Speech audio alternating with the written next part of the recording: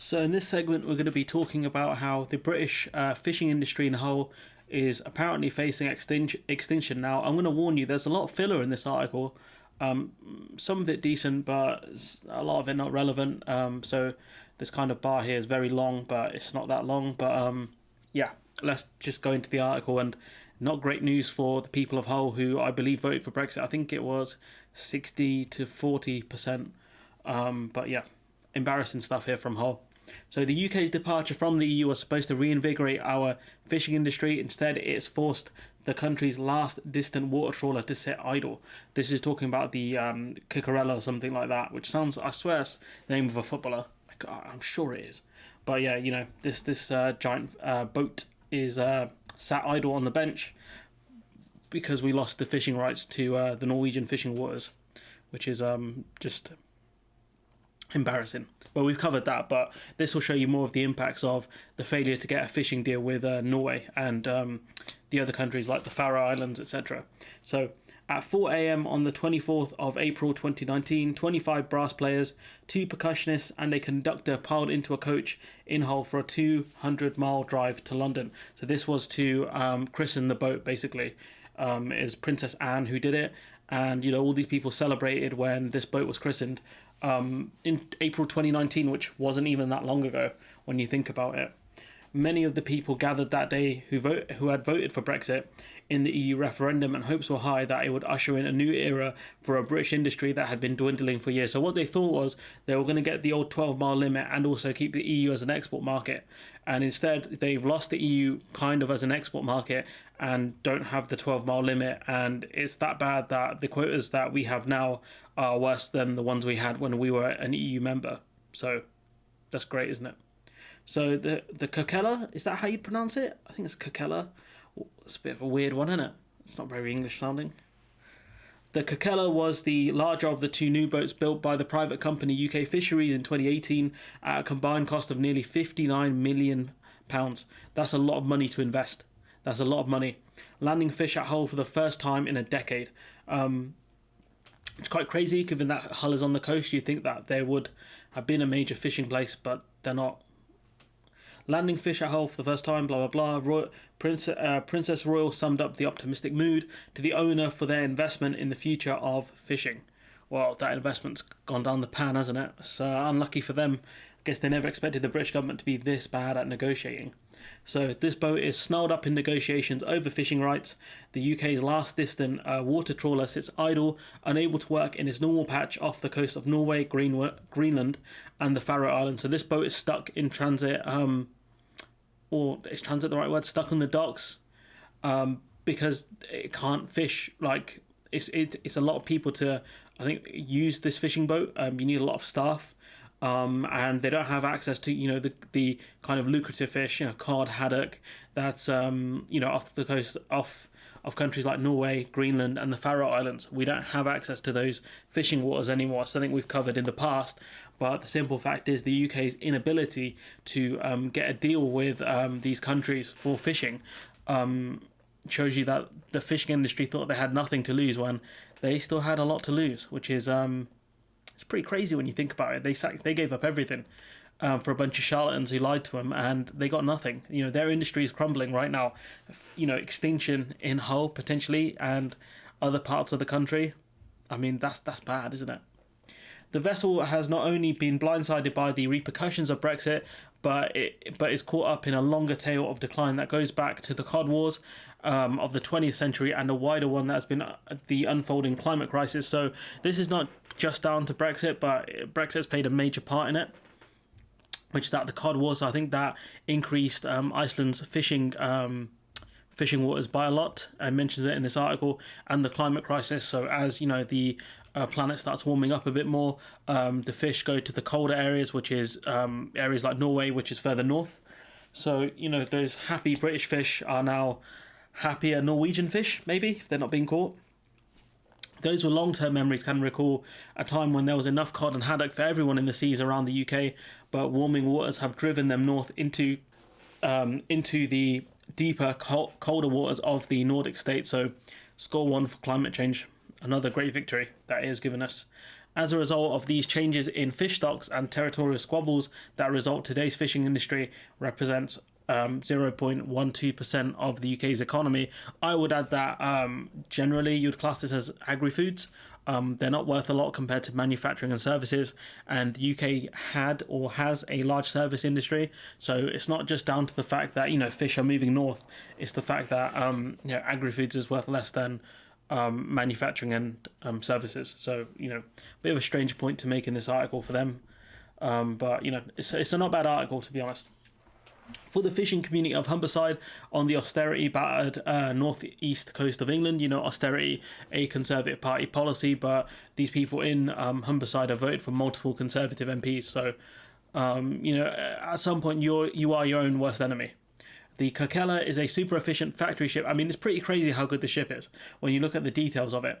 So the Coquella is a super efficient factory ship that processes and freezes the fish it catches and supplies 1 in every 12 fillets of cod and haddock eaten in the UK's fish and chip shop. So this boat does a ton of work. It's catching a lot of fish, or at least the staff on the boat are catching a lot of fish.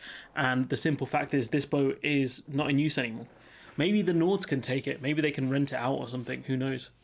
Emma Hardy, Labour MP for Hull West and Hessel, said that the Secretary of State for the Environment has handed over 8% of the UK's market for takeaway fish and chip suppers to Norwegian and Icelandic fishermen and has cut English fishermen out of the market entirely, not to mention the fact that chances are that fish is going to be processed in Norway or Iceland, and that further cuts the UK out, because not only do you use the actual fish catch, but you lose the kind of money and the revenue that comes with processing the fish as well, which is not great news. That's multiple jobs being lost.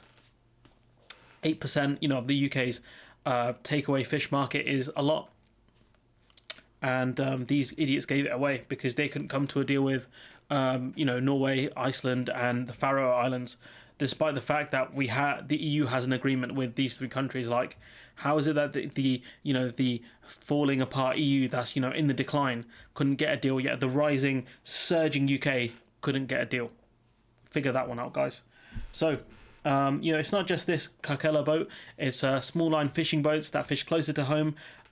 Fishers from Penzance, I have no idea what that is, to Peterhead are out of work and angry, said Hardy. So, it's not just this big Coquella boat, it's smaller fishermen as well who have lost their export market. So there's no point in them fishing, by the looks of things. Why are small fishing boats tied up and idle around our shores? Why can we not sell our high quality catches to continental markets? Why have we lost our fishing opportunities outside our own waters and that we have fished for generations? That's mainly down to Brexit, pal, to be honest. The generations one is probably down to the EU's common fisheries policy, but even if you could catch those fish, you have lost your export market because of the Brexit, and also the fact that fish are moving more north. So if you look around here, fish are moving more north because of climate change. So you've lost because of Brexit, climate change, and the idiots in charge of our government, really. So does that answer your question? Any more questions? Those woes are an embarrassment for Brexiteers who wielded fish as a key weapon in the campaign to quit the EU, promising that freedom from the much reviled EU common fisheries policy would set the UK free to negotiate a bountiful future has not come to pass. Like I said, the UK has got worse quotas out of Brexit. So again, not great, is it? Within a week of the latest debate, the government was at it again, trumpeting a new trade deal with Norway, Iceland and Liechtenstein, which brought good news for the UK's cheese industry and Norway's shrimp exports, but no change at all for fishing quotas. So again, Norway can export fish here, tariff and quota free. So what they're going to do is just catch the cod and sell it to us at a premium. That's probably what's going to happen here. Hey ho, we're all beginning to conclude that they really genuinely don't care, said one insider. Shock, they really don't care. They have never cared about fishing. Whoever has come out with this statement is dumb, because they never cared about you in the first place. So why are you acting surprised? There's a lot of smoke and mirrors going on. There really isn't. They don't care about you. They're pretty open about it. Where has the financial support come for the fishing industry? Because I don't see it. Do you see it, insider person? Because if you don't, that tells you they never really cared. It's not smoke and mirrors. You fell for the spin. That's the problem. There's a lot. We just mentioned that this just makes it easier for Norway to export its fish, and if there is any benefit to UK fish processors, it won't be because UK vessels are catching more. I mean, what? That it won't be because UK. If there is any benefit, it won't be because UK vessels are catching more. I mean, the chances are that Norway could process the fish themselves, and if they do that, that's the UK losing out on processing, as we mentioned. That's another problem. The deal doesn't mention quotas, as there is no benefit to the fishermen of Hull. So so Norway could realistically catch as much fish as they're allowed to, say cod and haddock, and just export to the UK tariff free. They could do that, and there wouldn't be a problem, tariff and quota free. So this deal has benefited the Nords a lot. For the Kokela crew members, Charlie Wadey, and John Dixon, the impasse has meant sitting at home and waiting for the phone to ring. I mean, these guys have got nothing to do now. Like, I don't know if they're furloughed or what, but it's not great. I mean, Wadey's looking forward to spending more time with his wife because he's had a life at sea, but Dixon, 31, young family to support. Both men have been going to the seas for generations, and they've lost that. That won't be passed on to their next generation because it's not worth it anymore. This fishing is dangerous. The fishing as a profession is incredibly dangerous. And the simple fact is these people probably won't be able to do it anymore long term because it won't be viable. This guy, one of them, he's been doing it Wadey since he was 10 years old.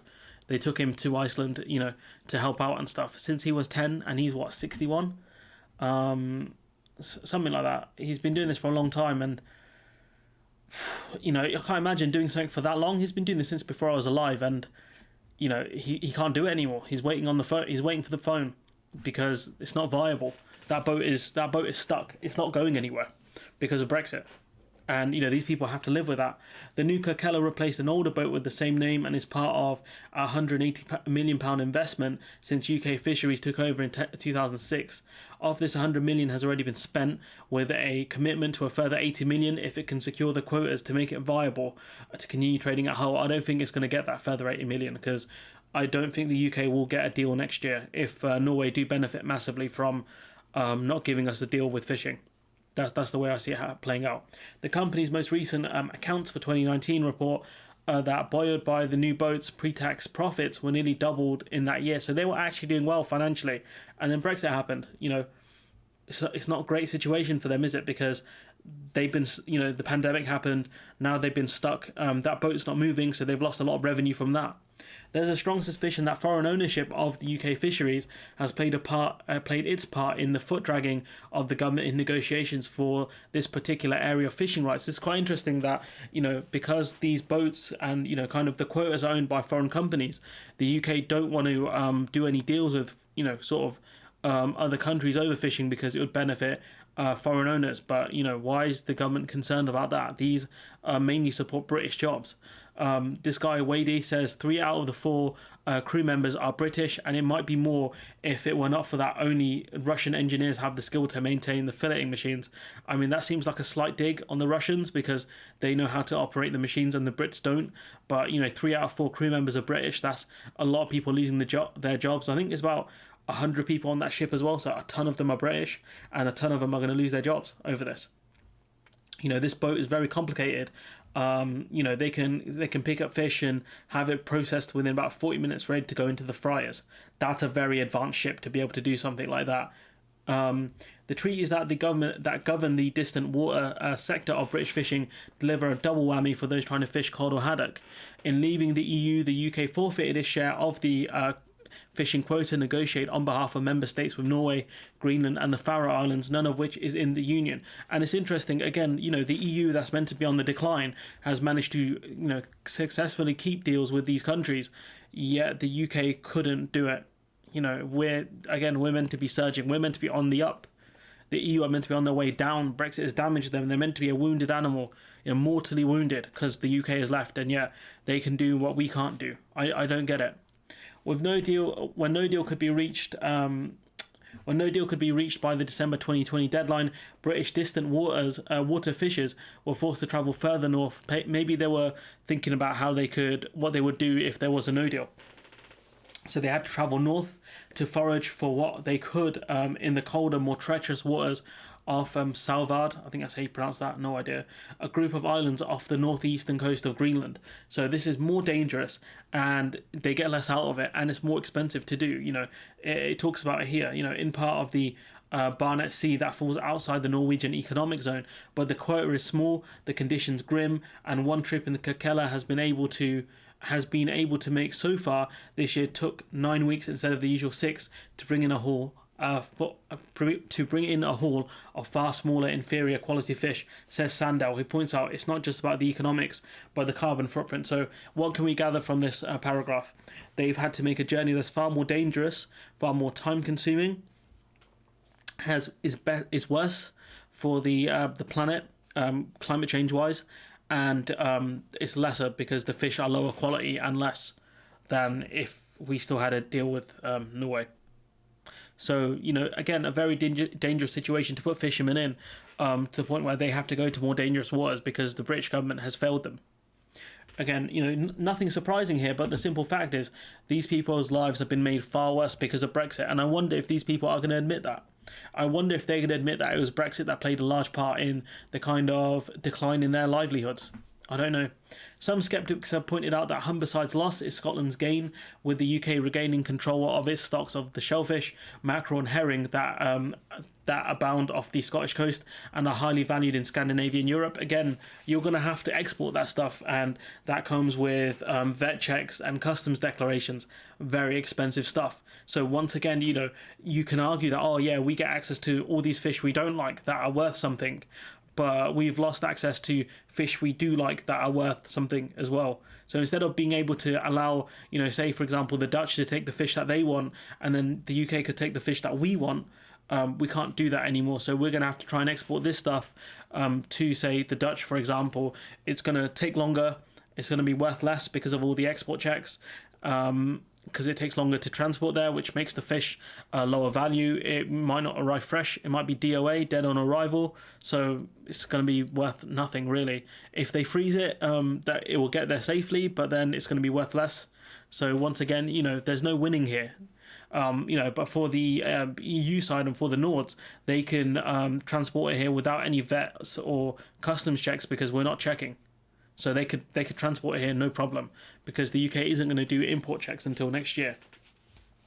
So this fleet is already the biggest. It's talking about the British, I think it's the Scottish one, and perhaps only winner from Brexit, and makes up only a modest part of the UK fleet as a whole, said Hardy during the parliamentary debate. So the Scots have won, I guess, a bit, but then if there's an independence referendum and they leave, I mean, it's not really going to help Britain, is it? So in reply, Victoria Prentice, famously the one, instead of reading about the new fishing arrangements with the EU, was at a nativity play, said, "We believe that there is a bright and sustainable future for the industry." And I don't know if she went into more detail because The Guardian doesn't have it, but, what do you have there? A very vague statement. We believe. Okay, so that's not a fact. You believe something, so it's in your opinion. You cannot prove that is true, that there's a bright and sustainable future for the industry. I mean, sure, a bright and sustainable future for maybe the Norwegian fishing industry or the Dutch fishing industry or the French fishing industry, but not for the British one. I mean, that's what she could mean by that statement. Who knows? Even on Humberside itself, not every heart bleeds for the plight of the Cucurella. The UK fisheries only employs about 100 men, when in the 1970s there were thousands, but there was not a great deal for sympathy in the city, says retired fisher Ray Coles. It might be because a lot of fishermen had lost their jobs down to the down to the cod wars with Iceland, and also the common fisheries policy. That might be the reason why they've lost their jobs, but I don't know. This person Coles also says that the Icelandics, yeah, I like that. The Icelanders, I like that. The Icelanders wouldn't allow anyone into their waters again, and why would they? I mean, they did allow us into their waters, and they're not going to do that now because we didn't get a deal with them, did we? So, again, I don't understand some of the points these people make. It don't make sense. But yeah, there's a bit more here. which is about sort of more opinions on fish from fishermen, which is Carl Turner saying this is not about leave versus remain or left versus right. It is about what is right and what is wrong. They have been let down by this government. I mean, dude, it is about leave versus remain, because the Remainers, we told you this could happen. You know, the UK fishing industry could take a massive hit from this. You said no, it's not. We need to believe we're remote. No, you didn't say we're Ramonas. You said Project Fear, and Project Fear has become reality. So yes, you know, you man have to accept that you were wrong, and you have to start protesting. You have to start voting against the Tory party, the ones that have done this to you. You have to do something, bro. You have to stand up for yourself, because you've been wronged by this government who lied to you. Our Prime Minister lied to you at the time. What are you going to do about it? Nothing. But the only thing you guys don't want is to get dunked on, because that's what's going to happen. You guys say anything on Twitter, you're going to get dunked on. Why? Because you deserve it. You were played, and you refuse to admit it. Some of them anyways. Carl Sparks put it in more salty terms, which is a pretty funny term to use. It's the result of pure and utter incompetence. It's not incompetence, bro. They know what they're doing. They know what they're doing. They decided the fishing industry is a worthwhile sacrifice, because they're going to somehow spin some of this stuff into successes for Britain. They're going to be like, oh, we didn't want foreign ships in our waters, and now we can fish in Scotland for the good fish like mackerel, even though no one in this country eats mackerel. Not really. People in this country prefer cod and haddock, which we can't get to, because that's in Norwegian, that's in Norwegian waters. So again, this is just so stupid. I don't... It's not incompetence, bro. It's by design. You know, he's very angry. You know, Boris Johnson, this guy goes on to say, Boris Johnson came to Humberside and was greeted incredibly warmly. He wouldn't want to go back to a fishing market today. I mean, I bet you guys do nothing even if he does turn up. You know, you barely protested anyway. So what are you going to do if Boris Johnson turns up to your fish market? You're going to throw stuff at him? I don't think so. You'll barely protest. You'll probably get a picture with the geezer. Honestly, that's the state of British fishermen. No idea how to protest. Just like the farmers, just like every other industry, no idea what they're doing. And if we look at Humberside here, the area of Humberside, so, you know, how many Tories can you see here? 1, 2, 3, 4, 5, 6, 7 Tories, and there's about 10 seats there. The vast majority of them are Conservative. So let me tell you guys what you should do, right? Vote these geezers out. Yes, they have large majorities, but it's about time you guys did something, because if these geezers aren't voted out, the government aren't going to care, because you can barely protest. At least if you vote these people out, the government loses some of its majority when the next election comes. Heck, if Labour figure out what they're about, they might even win some of these seats. Who knows? But you have to protest. You have to fight, because you're going to lose the fishing industry within your area. That's what's going to happen. You are going to lose an industry that has been going for generations, because you guys decided to throw the dice and risk it all and throw your lot in with a bunch of charlatans. Yes, David Cameron's a charlatan, but Boris Johnson's far worse, and you guys decided to back him, not just in the referendum, but also in the 2019 general election. So I might feel sympathy for you guys, but a lot of this is on you. You believe the wrong people, and you've been duped. You know, if someone fell for the Nigerian prince scam, how much sympathy do you have for them? That's what this is. That's what Boris Johnson ran, a Nigerian prince scam, and you all fell for it. Anyways, look, let me know what you think in the comments below. The channel's on Patreon. If you can support the channel, that'd be great. But if not, just like, comment, share, subscribe, and hopefully I'll see you in the next one.